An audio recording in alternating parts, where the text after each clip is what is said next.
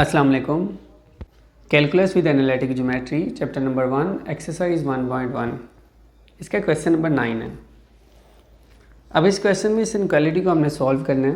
Inequality को solve करने के लिए सबसे पहले हम इनक्वालिटी को एज इट इज़ लिख लेंगे और इसका नाम रख देंगे 1। अब इसकी एसोसिएटेड इक्वेशन लिखेंगे।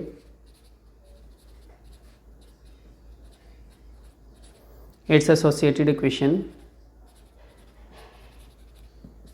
is associated equation में सिर्फ हम इनइक्वालिटी के साइन की जगह पे इक्वल लिख देते हैं। अब मोड ओपन करते हैं।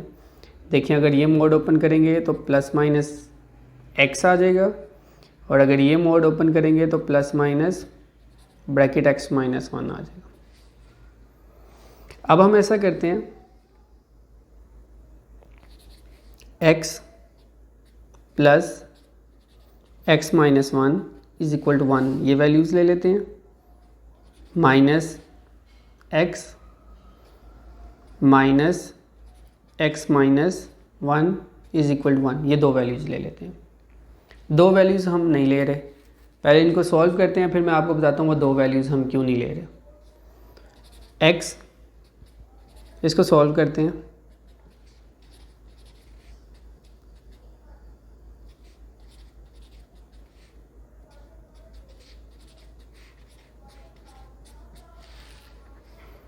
x की एक वैल्यू आ गई 1,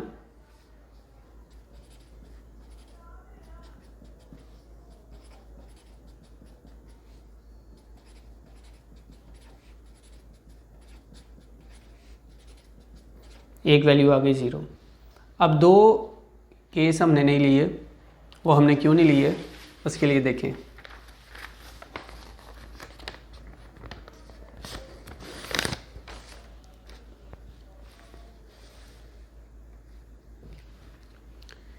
देखें, एक केस ये भी बनता था, प्लस वाला x माइनस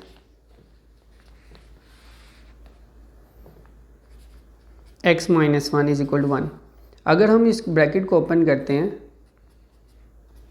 तो ये वैल्यू इस वैल्यू से कट जाएगी, तो माइनस 1 इज इक्वल टू 1, ये तो पॉसिबल ही नहीं होता, तो इसलिए हमने ये लिखा ही नहीं है। और इसी तरह अगर हम यहाँ पे एक और केस बनता था, minus x plus x minus 1 is equal to 0। Again bracket अगर ओपन करते हैं, सॉरी इधर 1 आता है, तो ये दोनों कैंसिल हो जाते हैं, तो x की वैल्यू तो आएंगी नहीं, तो इसलिए हमने ये केस लिखा ही नहीं। हमें यहाँ से डायरेक्ट पता चल रहा था कि x और ये वाला एक x अगर दोनों के साइन डिफरेंट आ जाएंगे तो वो दोनों कैंसिल हो जाएंगे, तो हमारे पास x की वैल्यू फाइंड ही नहीं होगी। इसलिए हमने दोनों प्लस वाले और फिर दोनों माइनस वाले ले लिए। उम्मीद है आपको ये समझ आ गई होगी। अब देखें, x की दो वैल्यूज़ आई हैं, एक 1 और एक 0, ये बाउंड्री नंबर्स हैं, तो हम यहाँ पे क्या लिखेंगे, बाउंड्री नंबर्स आर। एक आ गया 0 और एक आ गया 1। अब हमने देखना है ये बाउंड्री नंबर्स ये हमारे पास 2 हैं कि नहीं। सॉरी, बाउंड्री नंबर्स 2 नहीं, बल्कि सबसे पहले हम अभी रीजन्स बनाएंगे। हम यहाँ पे लिखेंगे दीज बाउंड्री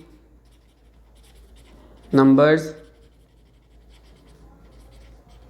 डिवाइड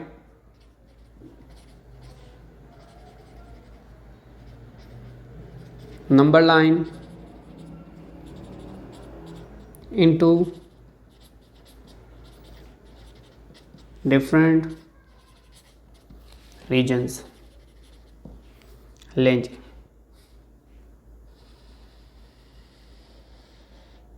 ये रियल लाइन नंबर मैंने रियल नंबर लाइन बना दी, माइनस इन्फिनिटी लिख दिया, इन्फिनिटी लिख दिया, 0 भी लिख दिया, 1 भी लिख दिया। Reason A, reason B, reason C, for reason A. अब हमने देखना है रीजन ए ट्रू है कि फॉल। अब बताएं नंबर कौन सा है। अब आप लोग बताएं, हमने 7, 8 दो क्वेश्चन मैंने करवा दिए जी।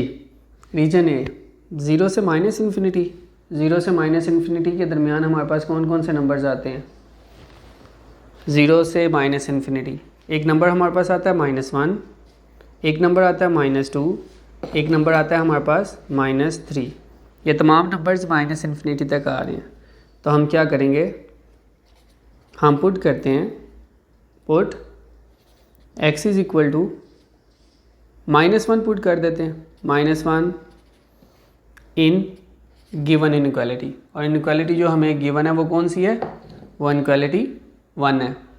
तो हम इसमें पुट करते हैं, ये हमारे पास आ जाएगा -1 mode plus -1 is greater than 1। -1 mode is 1, -2 is greater than 1, 1 + 2 is greater than 1, 3 is greater than 1। तो ये रीजन ट्रू होगा कि फॉल, ट्रू।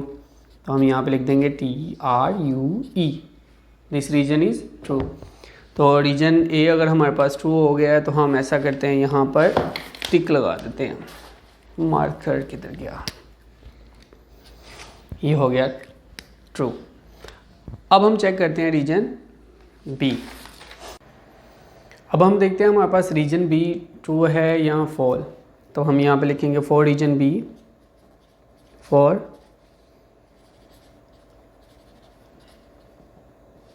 अब बी रीजन के लिए हम क्या करेंगे, बी रीजन के लिए हम पुट करेंगे, put x is equal to 0.5 in 1। 0.5 क्यों पुट किया है, क्यों, क्योंकि 0 और 1 के दरमियान 0.5 आ रहा है। 0.6 कर सकते हैं, 0.1 भी कर सकते हैं, 0.9 भी कर सकते हैं, तो 0.5 पुट कर देते हैं।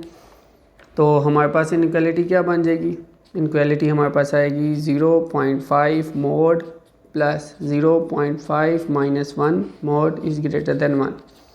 0.5 प्लस -0.5, देखिए मोड ख़त्म कर दिया क्योंकि ये पॉजिटिव था, माइनस ये भी पॉजिटिव बन जाएगा। 0.5 प्लस 0.51, क्या 1 से ग्रेटर होता है, नहीं। तो ये रीजन हो गया फॉल्स। अब ये रीजन फॉल्स आ गया। अब फाइंड करते हैं फॉर रीजन सी। रीजन सी के लिए क्या करेंगे, रीजन सी हमारे पास है 1 से इन्फिनिटी। तो क्या पुट करते हैं, ऐसा करते हैं हम यहाँ पे 2 पुट कर देते हैं, put x is equal to 2 in inequality 1। Inequality में पुट करते हैं 2 आ गया, 2 - 1 आ गया, greater than 1, 2 + 1 greater than 1, 1 + 1 sorry 2 + 1 greater than 1, 3 is greater than 1 which is true. अब हम इसका लिखेंगे सॉल्यूशन सेट। सॉल्यूशन सेट किस तरह फाइंड करते हैं, अब हमारे पास कितने रीजन्स ट्रू हैं, ए वाला और सी वाला। तो ए रीजन -∞ से 0 और सी रीजन 1 से इन्फिनिटी। अब ये 2 टिक क्रॉस टिक पहले के लगे हुए हैं क्योंकि अभी मैंने ये क्वेश्चन किया था तो क्वेश्चन सॉल्व हो गया था, लेकिन सॉल्यूशन सेट जब मैं लिख रहा था तो वहाँ पे मैंने सिर्फ इसी के सॉल्यूशन सेट पे एक्सप्लेन कर दिया था, मैंने ये टिक देखा ही नहीं था। अब देखें, अब सॉल्यूशन सेट कैसे लिखेंगे, 2 रीजन है ना, तो हम ऐसा करते हैं, इस पेज को ऊपर करते हैं। अब देखें ज़रा, पहला रीजन कौन सा है, -∞ से 0। -∞ हमेशा ओपन होता है, याद रखिएगा। अगर तो क्वेश्चन में ग्रेटर देन इक्वल टू या लेस देन इक्वल टू का साइन आ जाए तो फिर बाउंड्री नंबर क्लोज होंगे, अदरवाइज ओपन। यहाँ पे देखें इस क्वेश्चन में ग्रेटर देन का साइन है, ग्रेटर देन का साइन आ जाए तो ओपन, अगर इक्वल भी आ जाए तो फिर क्लोज। अब इक्वल नहीं आया क्वेश्चन में, खाली ग्रेटर देन का साइन है तो ओपन, अगर लेस देन का साइन हो तब भी ओपन इंटरवल लगाएंगे। फिर लिखेंगे यूनियन। अब आता है दूसरा रीजन, दूसरा रीजन क्या है, 1 और इन्फिनिटी, वो भी लिखेंगे 1 इन्फिनिटी। इन्फिनिटी क्या होता है हमेशा ओपन, 1 भी क्या होगा ओपन। क्यों ओपन होगा, क्योंकि इक्वल का साइन क्वेश्चन इनक्वालिटी में नहीं है। तो इसका आंसर फिर क्या आया, -∞, 0 यूनियन 1 इन्फिनिटी। ये इसका आंसर है जी। Thank you.